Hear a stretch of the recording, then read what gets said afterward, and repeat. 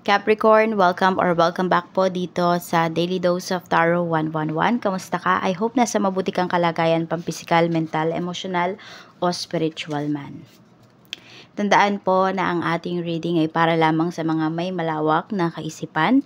Kaya kung di po kayo makaresonate, try nyo pong tignan yung inyong other signs, Moon, Rising, and Venus sign. At kung bago lamang po kayo dito sa aking channel, please subscribe and hit the bell button para lagi po kayong updated every time na meron akong uploads. At kung interesado naman po kayo sa ating private readings, sa ating products na Yours Bracelet at EEA, Evil Eye Amulet Necklace, makikita nyo po yung link sa description box, Tarot Intentions by Aliana Reyes. Yan po yung ating Facebook page. So, message na lang po kayo if you are really interested para masend ko po sa inyo yung buong detalye. At kung di po kayo mag-i-skip ng ads, maraming salamat and more blessings to come para sa'yo. At mag-iwan ka na rin ng bakas dyan sa ating comment section para naman makita ko sino ba yung mga active dito sa ating channel para naman pag nag-live tayo, maipa-prioritize ko kayo, di ba? Kasi lagi ko kayong nakikita na, si active yan dito sa channel ko. So, ayan po. Tignan natin, Capricorn. Ano yung theme ng week na ito para sa'yo? Okay, so we have strength. Okay, kaya kasi nakabaliktad siya, no? Hindi ko nakabaliktad yung energy. Okay, so yun lang, pwede po na, meron ba dito nang hihina kayo? Ayan. So, pwedeng merong may sakit. Pwede rin po na, nahihina yung, sabihin natin, yung pananampalataya po ninyo, yung tipong ganyan, yung spirituality po ninyo. Pwedeng susubukin po kayo ngayong week na ito. Pero meron naman dito pwedeng nagpapakatatag po kayo. Pero nakikita ko dito madaming temptations sa paligid mo. So, yun siguro, kaya nagpapakatatag ka rito kasi gusto mong umiwas doon sa mga temptations. Either, physical, material, na bagay. Check po natin ano pa yung mensahe.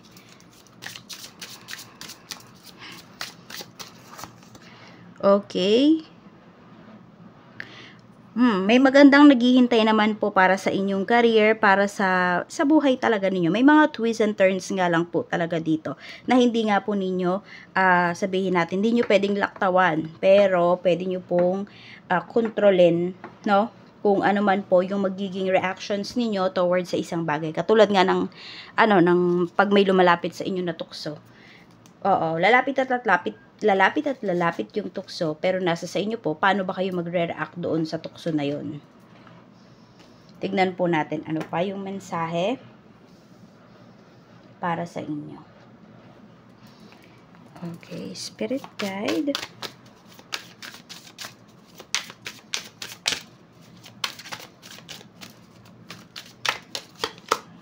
We have played out. Okay. So, mag-ingat lang kayo kasi pwedeng may tao dito, no, na, marirealize ba ninyo na pinaglaruan lang po kayo? Ayan.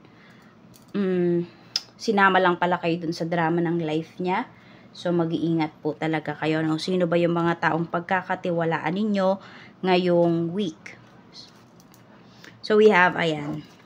Actually, parang di naman kayo papayag na, alam mo yun, ganun-ganun na lang yung gagawin sa'yo ng isang tao, ganun-ganun na lang na sabihin natin na sobrang maapektuhan ka, yes, pero yung sobra-sobra, hindi mo yun hahayaan, no, na sobra kang maapektuhan nun sa ginawa ng tao na yun. Kaya po yung iba sa inyo, ayan, maaring nagbabala kayong mag-travel.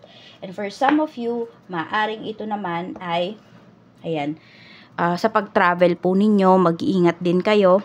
Kasi, ayun, wag kayo masyadong makipag-close, no? Kapag bago lang kayo sa isang lugar, ganun, parang wag kayo masyadong at ease. Yun po yung sinasabi sa inyo rito. Kasi, una, hindi nyo naman kakilala yung mga tao na nandyan. At yung iba naman po sa inyo, pwede po na hindi yung mga tao, Kung hindi yung taong, yung pagkakatiwalaan mo dito sa pag-aayos ng pag-travel mo na to. Mag-ingat po kayo kasi baka naman maloko kayo rito. Mayroon ba magko-cross country yung iba po sa inyo? So, nag-aabang kayo dito. Ano na ba yung balita tungkol dun sa in-apply ninyo? Pwedeng wala pa rin po kayong nare-receive na mensahe. Tignan natin kung yan ba ay totoo. Meron ka pa ba talagang aasahan dyan sa hinihintay mo? O nare-realize mo na talaga ngayon na at naloko ako?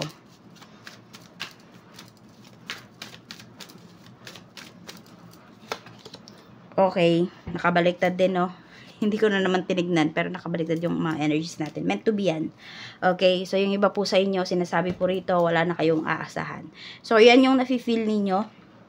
As in po, ito na yung naiisip talaga ninyo. Hindi po dahil sa na-attract nyo talaga yan, kasi yan yung iniisip nyo. Yan po talaga yung energy. Ibig sabihin, meant to be nga po itong mangyari. So, yeah, next time na lang, maging maingat po kayo if ever man meron kayong papaayos na mga travels ninyo, or may agency kayong pagkakatiwalaan, or may tao kayong pagkakatiwalaan dito sa pag-travel or sa pag-aayos po ng inyong mga papeles. Oo, pinapayuhan po talaga kayong magdoble ingat dito. Check natin ang energy. Yung malakas na positive energy para sa inyo. Okay, malakas na positive energy po natin for Capricorn. So, we have Wheel of Fortune. Okay, so malakas pa rin naman. Lumalaban po talaga yung energy ninyo rito. So, marami sa inyo, Capricorn,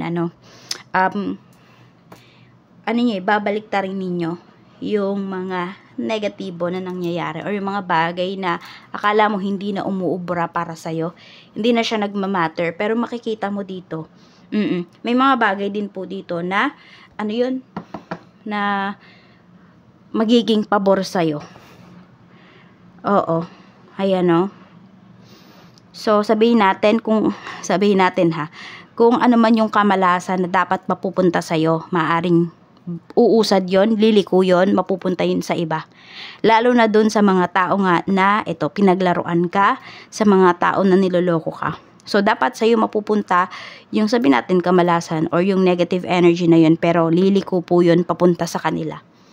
So, ganito lang yan. Kung ano yung ibibigay sa'yo ng mga tao na sabihin natin, hindi maganda nga ngayong ngayong week na ito, babalik po yun agad-agad sa kanila.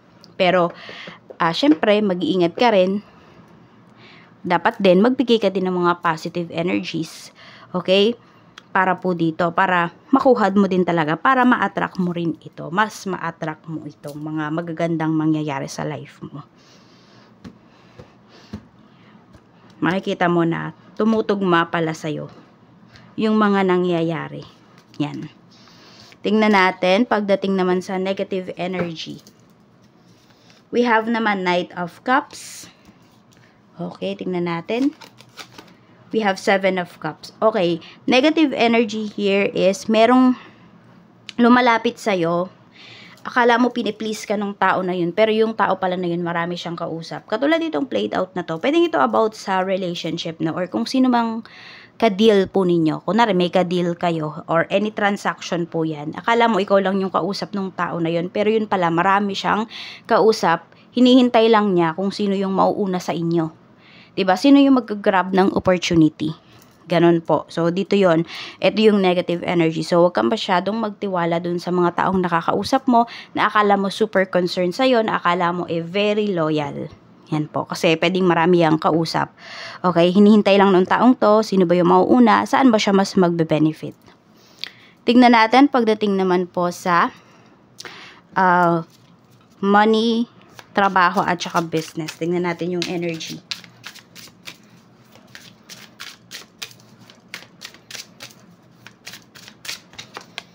Okay, so we have denial.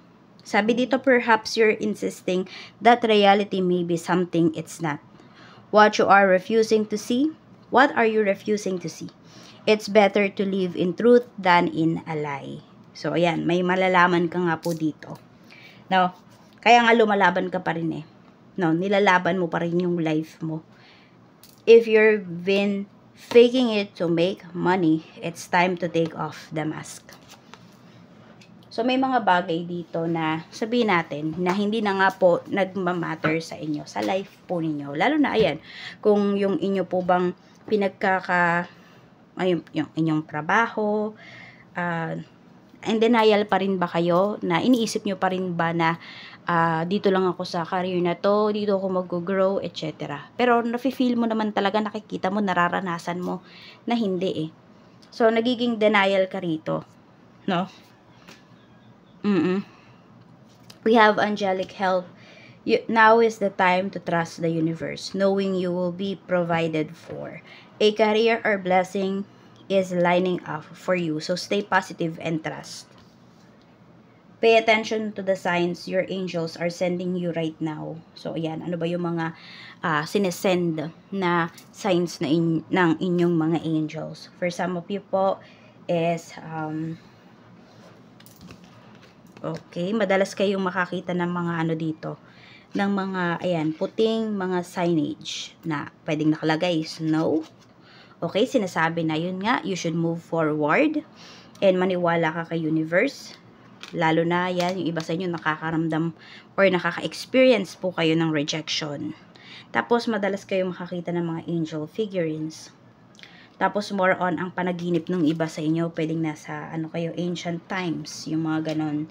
So, magtiwala lang daw po kayo, kasi ayan, may paparating, may offer po sa inyo. Kaya nga ito, kung hindi mag-work out to sa inyo, kung kayo yung nagbabalak mag-cross country, tapos, wala na kayong balita doon sa pinagkatiwalaan po ninyo sa agency, yun, sa inyo yun divine intervention yun, na hindi kayo natuloy dun sa bansa na yun.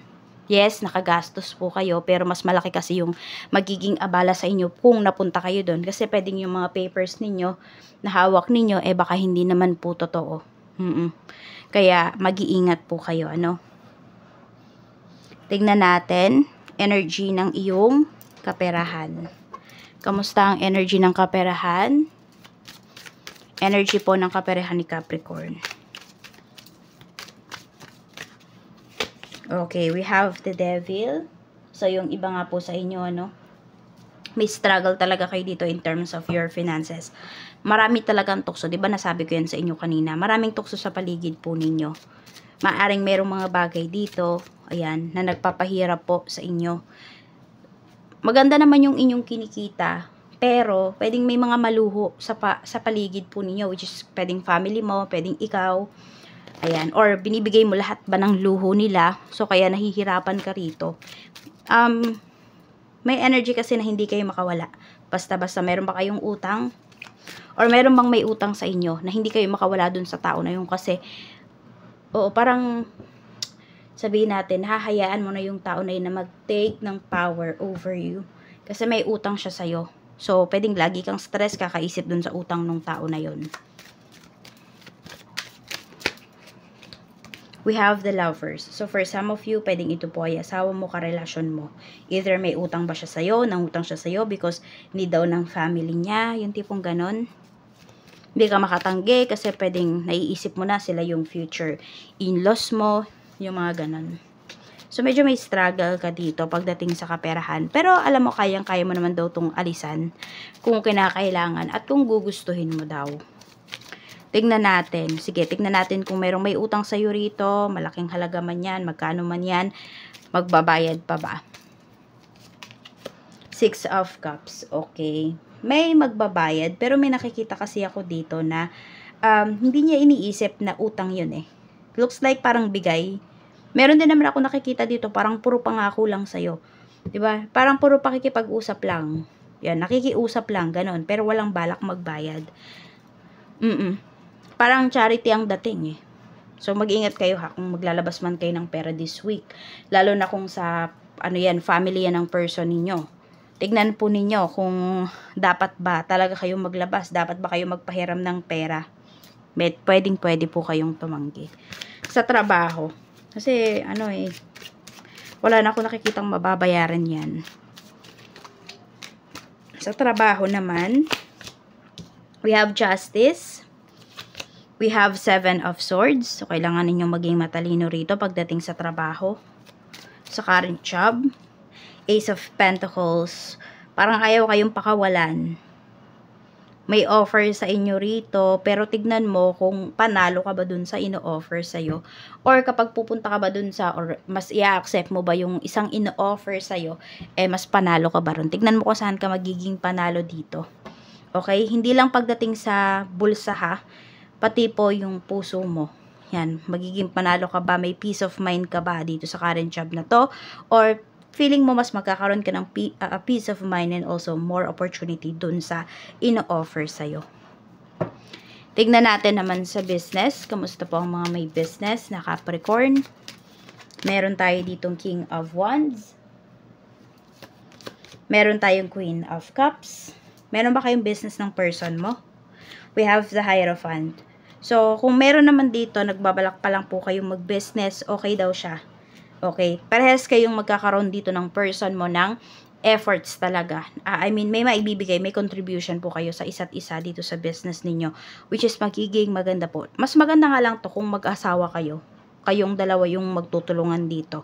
Pero kung mag-BF, GF pa lang kayo, tignan mo. Okay? Tignan mo kung pati ba dun sa puhunan, parehas kayong may maibibigay. Mas okay po kasi yon. Mas pahahalagahan ninyo yung business ninyo kapag parehas kayong mayroong contribution sa puhunan. So, yun po yung tignan ninyo. And, okay, sinasabi naman dito, mag-grow pa yung inyong business at malaki nga po yung kita this week. Yan. 6 of Wands. Marami kayong mako-close deal dito. Depende na lang po yan sa business ninyo. Pero ayan, napakaganda po ng kita ninyo rito pagdating sa business. Whether may kasosyo kayo or wala. Tignan natin ano ba yung mga blessings na paparating para sa'yo this week. Blessings po na paparating for Capricorn this week. Spirit guide. I'm open to receive any messages, please. So, we have ocean. So, meron dito, pwede po na, yun nga, kung may binabala kayo ritong pag-alis. So, pwedeng tawid karagatan yan. Hindi lang tawid dagat, tawid karagatan. And also, kung ano naman po yung minamanifest ninyo dito, yung sobrang emotional kayo sa something, no, sa isang sitwasyon, sa isang bagay. Looks like naman, magagawa nyo po yan ng paraan. Magagawa niya ng solusyon. We have bathroom. Okay, so mas magiging positive ka rin this week. Oo, lahat ng mga negatives, lahat ng mga tao na hindi na nagmamatter sa'yo, diba? Lahat ng tao na binaliwala, na pinaglaruan ka rito, maaari pong tatanggalin mo na sila sa buhay mo. As in, talagang mananahimik ka rito, magpo-focus ka sa mga makabuluhang bagay sa buhay mo. We have award. So, pwedeng ayan po, may ma-receive ka rito, na yun nga, ano man tong ma-receive mo na ito, ay magpapaganda po ito pagdating sa iyong kaperahan. Oo, may marireceive ka talagang pera. Ito yung nalaglag, sandali. Ayan yung nalaglag, money. So, may marireceive ka po dito na malaking halaga. At sabihin natin, kung gagastos ka man po Capricorn, ay hindi po masasayang yung gagastusin mo. Kaya, mag-focus ka sa sarili mo. Mamuhunan ka sa sarili mo. So, ayan lang po. Maraming salamat. Mag-iingat po kayo and more blessings to come.